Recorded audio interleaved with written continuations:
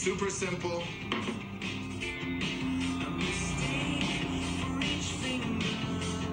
Gonna add a couple cloves of garlic. It's gonna add some extra flavor.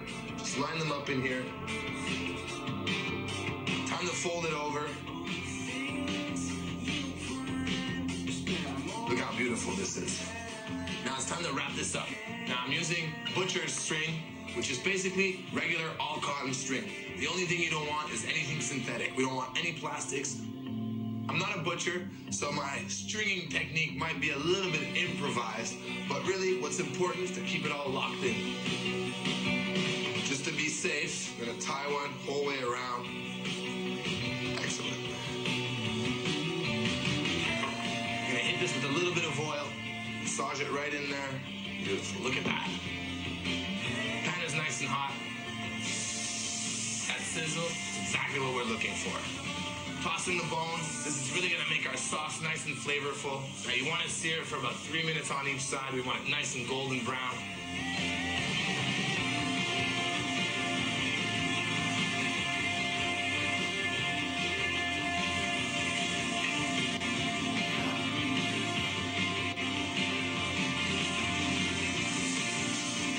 Add in 4 cups of veal stock. You can use beef stock, chicken stock, or even water if you want. Just cut the heat, because this is gonna steam up. Add in 1 head of garlic, chop it in half. Now the garlic is gonna soften up, and all this liquid is the base for our sauce. I wanna pop this in a 350-degree oven for about an hour and a half. It'll be tender and juicy. Perfect. Last week, showed up to the restaurant, I couldn't get in. I was hoping that the door would just magically open. This isn't a good sign. We got problems. Obviously it didn't. Ken and John, they worked on the door for a while, you know? Must be 100 years old, this door. I mean, we were nervous. You know, we need to start braising, start making stocks. Some things take 6-7 hours to make. If we couldn't have got in here at a time, that would have been a huge disaster. That means I have to cook now. Canceling about 50-60 reservations the day of. That's kind of unheard of. You can't really do that. You know, these guys really saved us big time. This ain't your grandma's rice pudding. It's rich, chocolatey, decadent, and it's something that's super simple to make, and you can brag about it too. Now I've got 3 tablespoons of butter. It's melted, and it's got a slight brown color. Time to add in 1 cup of arborio rice. This is the same rice as risotto, only instead of going savory, we're going sweet. You want to coat the rice with the butter, and you want it to become translucent. Stir it around. The rice looks good. It's time to drop in 3 cups of milk. Just pour that right in there. Perfect. Half a cup of sugar. Beautiful. And now to add a little extra flavor, 1 vanilla bean.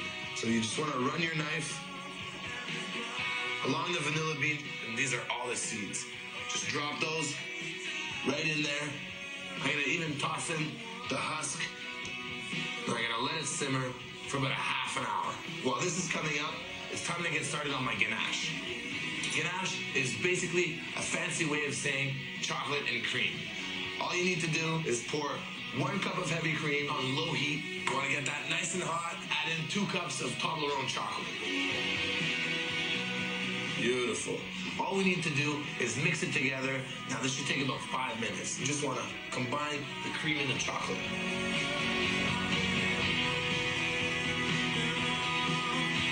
Look at this.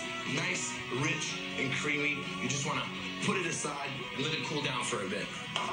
When everything's ready, we're going to combine it together, and I guarantee rich, chocolatey perfection. There's 1 door. If you don't get in through this door, you're really not getting in. There's nothing to steal. Most of our business is pretty much all credit cards. We don't really keep any cash on the premises. All of our important merchandise is locked up. You know, we have a wine cellar, that's locked up. On just our corner, there's 4 restaurants. So, you know, everybody kind of looks out for each other. There's also the cops that are in the neighborhood. It's a pretty secure environment.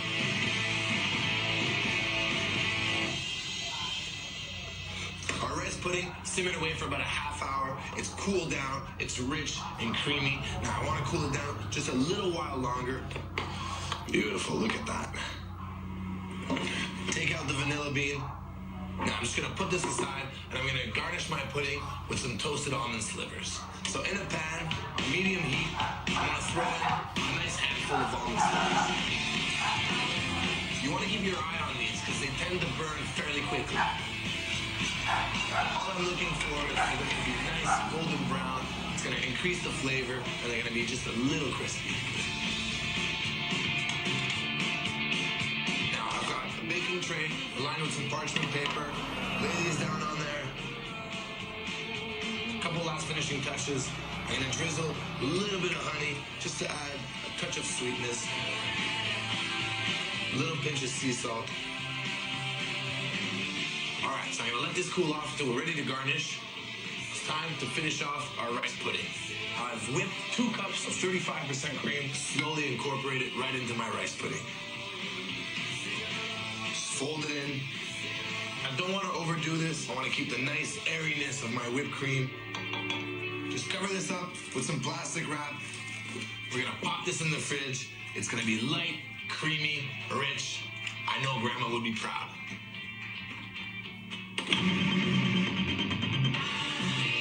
We don't have that many keys for the restaurant.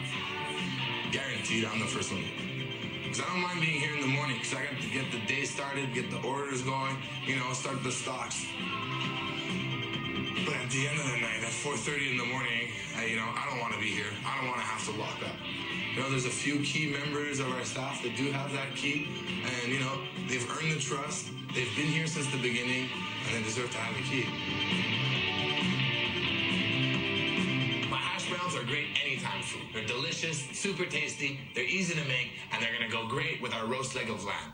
Now to get started, I've got 4 Yukon Gold potatoes on the boil, and I've also added 4 cloves of garlic. This is gonna tone down the garlic, make it nice and tender. And in another pan, time to cook up some shallots. About 2 tablespoons of butter, a little bit of olive oil,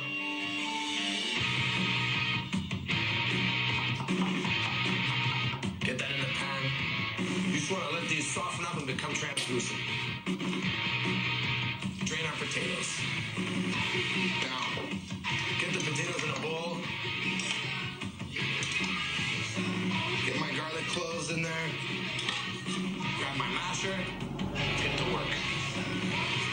Now, basically what I'm doing is I'm making smash browns. I don't want to mush them too much. I still want to have nice big chunks of potatoes. This is about as much as I want to mash them. Good pinch of salt. A little bit of pepper. Now the garlic's also in there. That's going to add tons of flavor as well. Shallots are ready to go. Looking good. Add them right into our potatoes. Smells really good. Now, give this a quick mix. Beautiful. Now I'm gonna fry this up later, serve it up with our leg of lamb. It's gonna be the best smash browns ever.